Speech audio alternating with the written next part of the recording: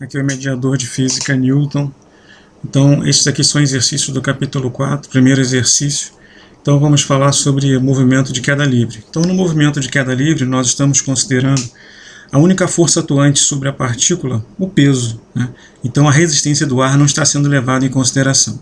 Isso é válido para movimentos em altura pequena, em queda de altura pequena. Então, nesse primeiro exercício, diz o seguinte: um corpo cai livremente a partir do repouso, ou seja, a velocidade inicial dele aqui é zero. Determine sua aceleração. Então, todo corpo em queda livre possui aceleração igual a 9,8 metros por segundo ao quadrado. Então, essa já é a resposta. Ok? B. A distância que ele cai em 3 segundos. Então, nós queremos obter a distância em 3 segundos. Então, ele vai cair até esse ponto. Vamos usar a função horária do movimento retilíneo uniformemente variado. S é igual a S0 mais V0t mais G vezes t ao quadrado sobre 2. S0 é a posição inicial, V0 velocidade inicial, G a aceleração da gravidade, t tempo e S é a posição que você quer obter. Então, S0 é igual a zero. Nós estamos considerando que o corpo cai da origem dos espaços. A velocidade inicial é zero, né? Então significa que ele sai do repouso. E a aceleração da gravidade, 9,8 metros por segundo ao quadrado. Então, substituindo, o S0 vale zero, a velocidade inicial vale zero, G, a aceleração da gravidade, 9,8 metros por segundo ao quadrado. Todo o corpo cai nessas condições com essa aceleração, t ao quadrado sobre 2, certo? Então, aqui, 0 vezes t é zero, somar zero, você coloca só esse termo, 9,8 t ao quadrado sobre 2.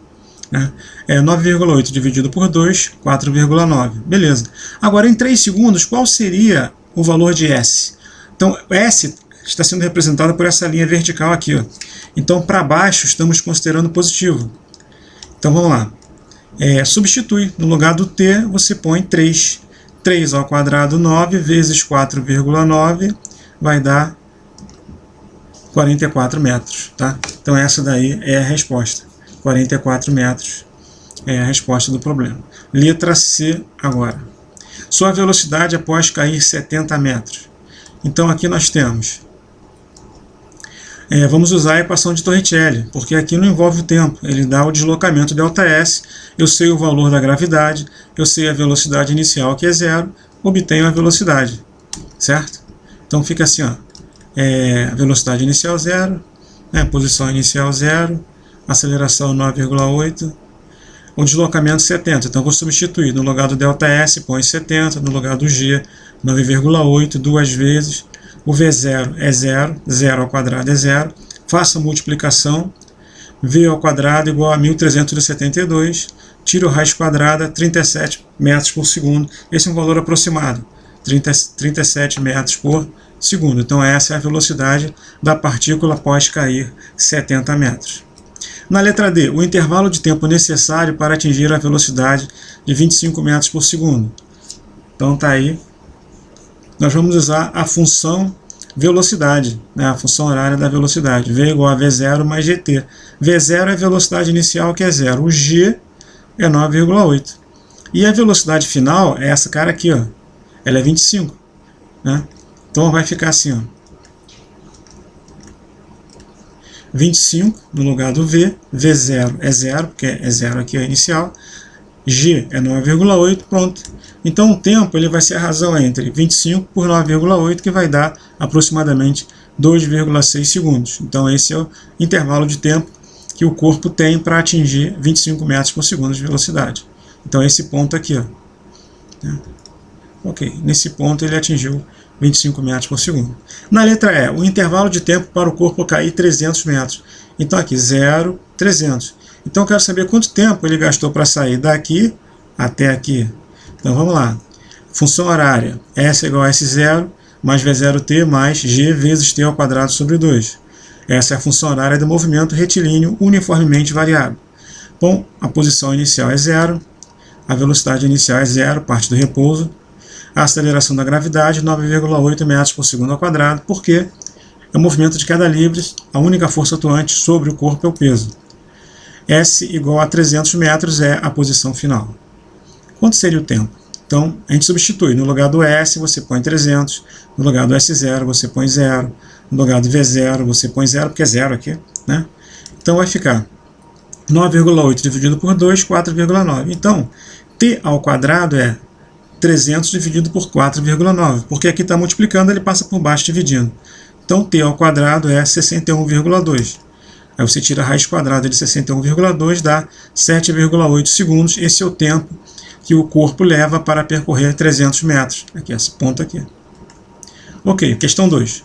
Uma pedra deixada cair de uma ponte atinge a água em 5 segundos. Calcule a velocidade com que atinge a pedra. Então, aí no caso aparece o tempo.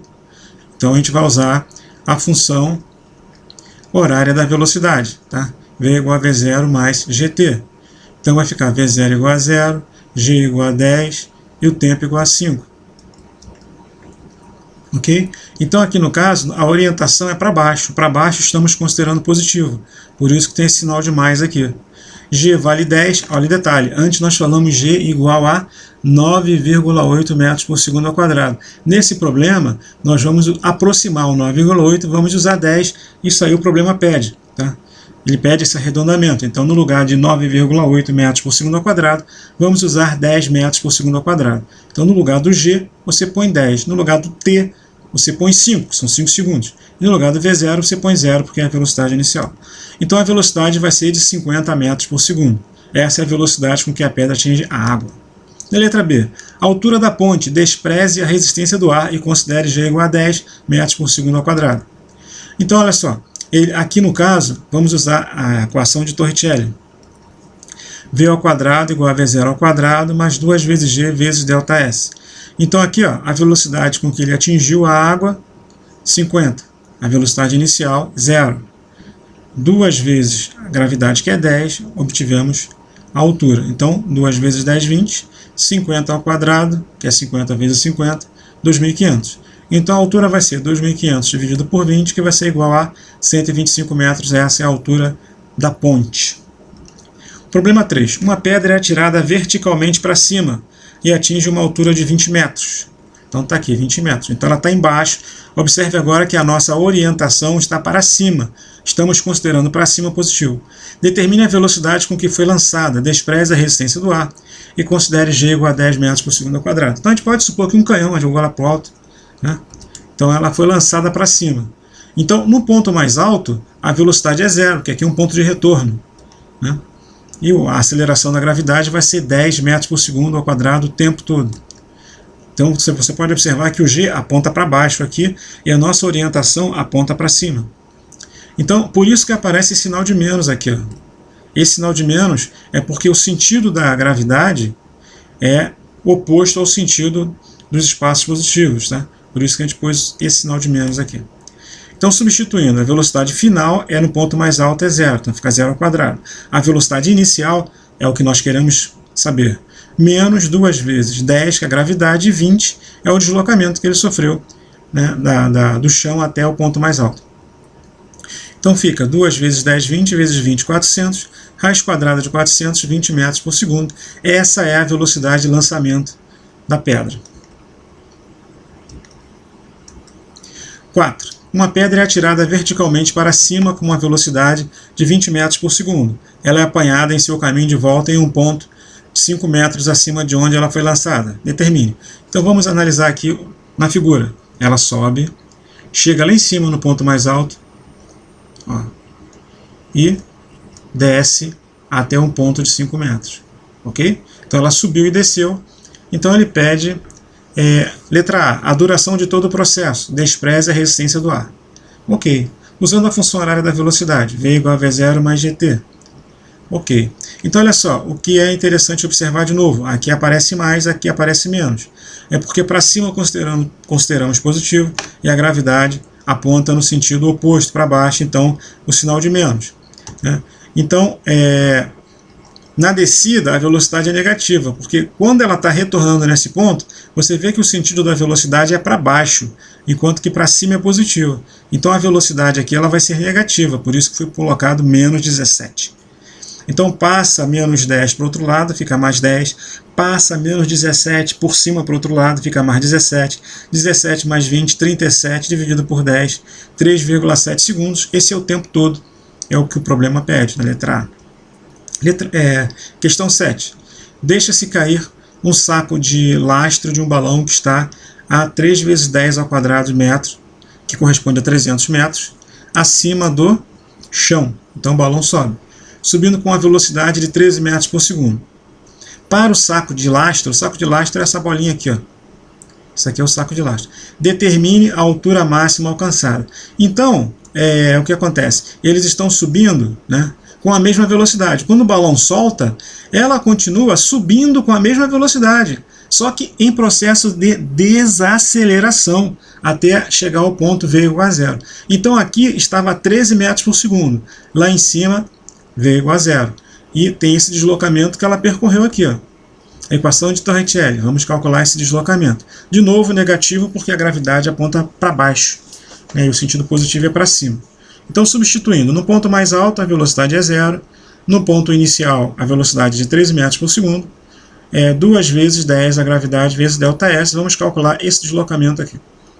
Então ficou 13 ao quadrado 169, 2 vezes 10, 20. Então ΔS deu 8,45 metros. Né? Então esse deslocamento aqui foi calculado de 8,45 metros. Então quanto é que vai ser a altura máxima? Eu tenho 300 desde o início, que foi dado. Ó, 300 aparece aqui.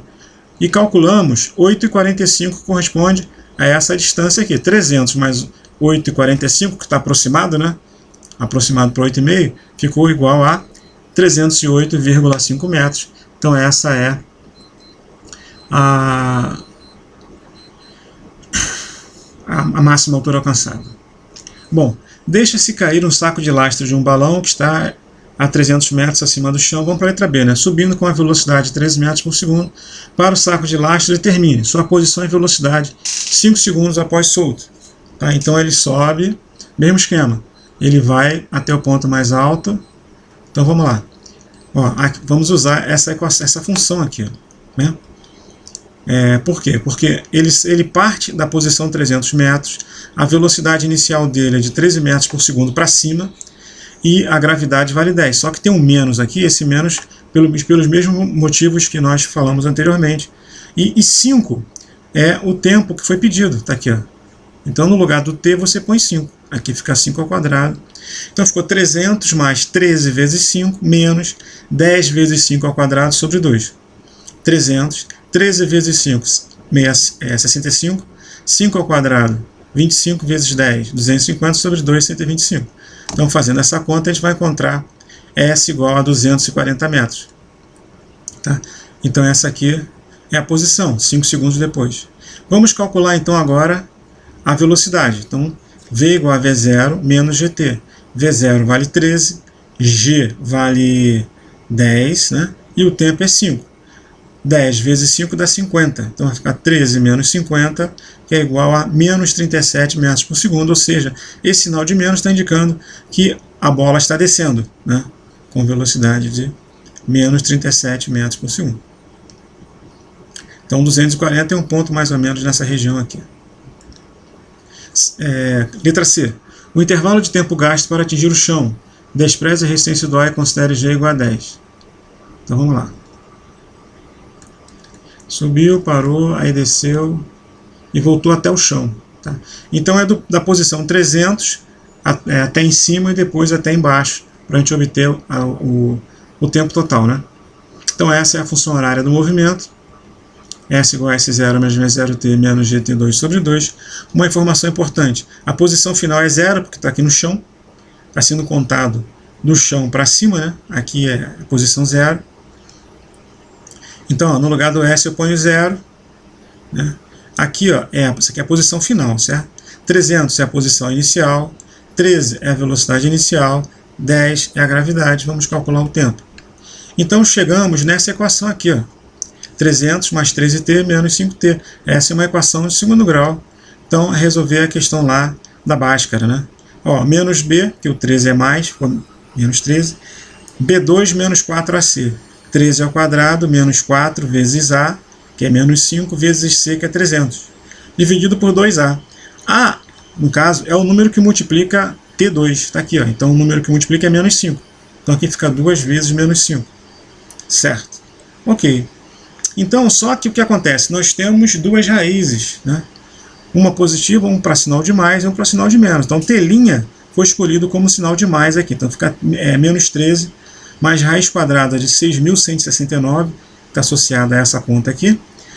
2 vezes menos 5, menos 10. A raiz quadrada de 6.169 dá 78,5. Fazendo essa conta, dá menos 6,6 segundos.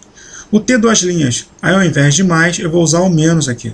Menos 13 menos raiz quadrada de 6.169 sobre menos 10, deu 9,2 segundos. Então, olha só, aqui nós temos o tempo negativo, então a gente despreza esse tempo negativo. Nós desprezamos ele, vamos usar só esse aqui. Então o tempo vai ser de 9,2 segundos, o tempo total.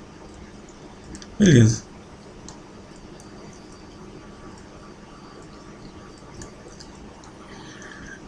Um corpo cai livremente de altura de 200 metros. Dividindo esta altura em duas partes, que possam ser percorridas em tempos iguais, teremos.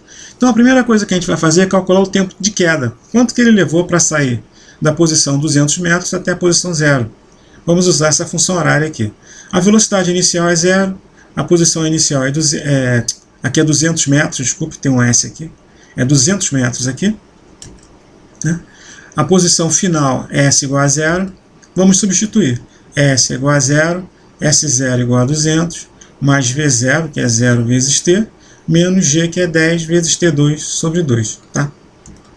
Então, fazendo a conta, aqui vai dar 0, 10 sobre 2 dá 5.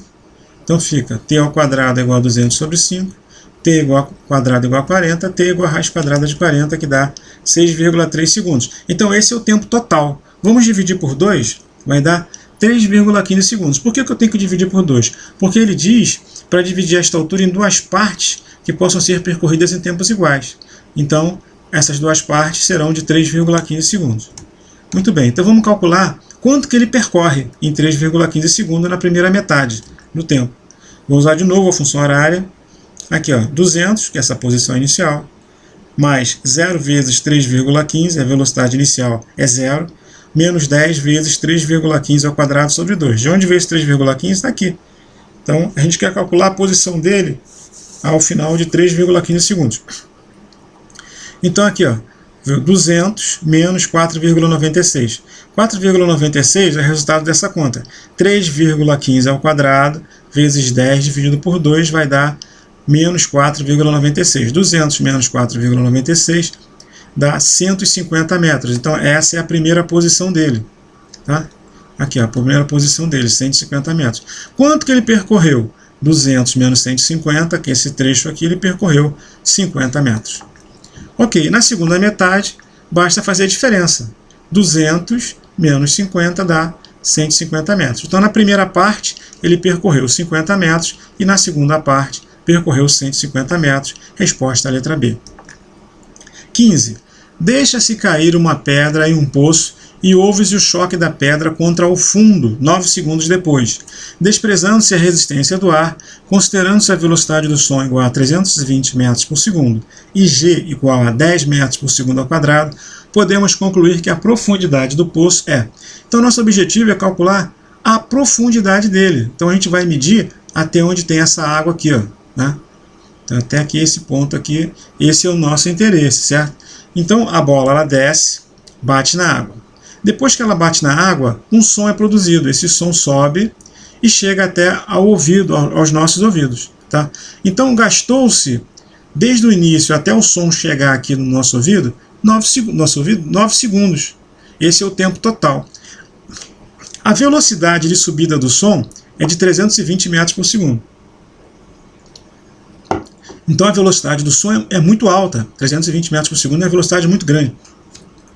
A aceleração da gravidade igual a 10 metros por segundo ao quadrado. Podemos concluir que a profundidade do poço é. Então, na descida até o fundo do poço, a pedra desloca-se em queda livre. Então, a velocidade inicial é 0. Você segura e solta, sem empurrar. Você solta a pedra.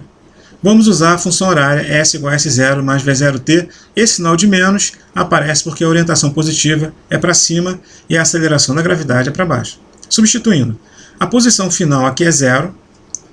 H é a altura, é a profundidade do poço, Hzão é a profundidade. Velocidade inicial 0. Gravidade 10. TD é o tempo de descida, porque ele está fazendo isso aqui, ó. Ele está descendo, tá? TD ao quadrado sobre 2. Então, 0 vezes T é 0. Aí, fazendo essa conta, 10 dividido por 2 dá 5. Então, a gente obteve essa equação aqui, ó.